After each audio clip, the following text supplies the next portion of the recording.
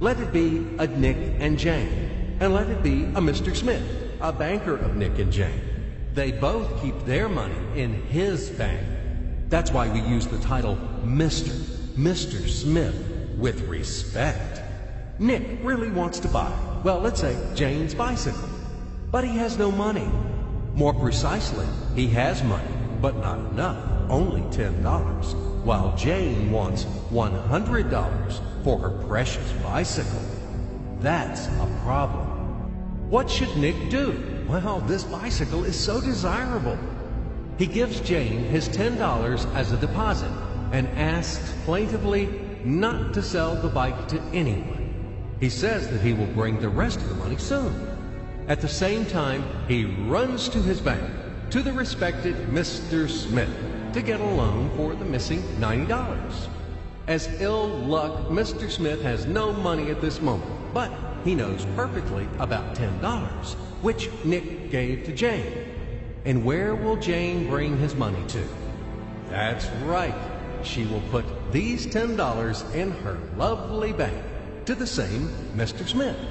Therefore, Mr. Smith asks Nick to come back tomorrow in the hope that tomorrow he will get these $10. And everything happens this way. The next day, Jane brings $10 to the bank. The bank provides Nick these $10 on credit. Nick immediately gives them to Jane. She again puts them in a bank. The bank again provides Nick these $10 on credit, etc. As long as Nick the fool will gather enough money for the bicycle. Don't you get confused yet? Be patient, I told you. These demons have been trying to confuse you during 1,000 years.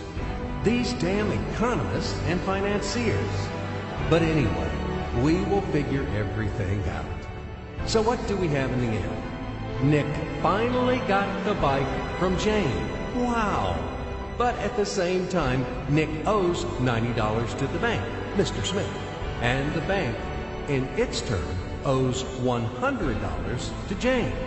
In other words, those $10, which were existed initially, have magically turned into $200, $190 of debts plus real $10. But these $10 would also turn into $1,000, even in a million or a billion, if Nick would make a more expensive purchase. In this case, our $10 would make the increasing number of its cycles, circuits from hands to hands. That's it. So, what happens in today's world? SOS! It appears that banks also make money out of thin air and multiply them. Not only Fed can produce money, but banks either. In short, everybody can do this, except you and me. We are not in the business at this celebration of life. I would like to print or draw some money as well. In fact, these banks multiply money without any control. And we're still wondering why the banker lives better. What are naive fools are we? Now it is clear why.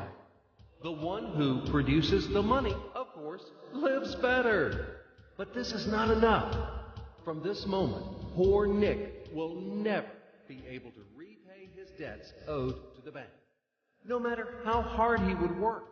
Silly Nick doesn't know it yet, that he's in slavery to the bank, in credit bondage forever, because those $90 which he owes to Mr. Smith do not exist in nature at all.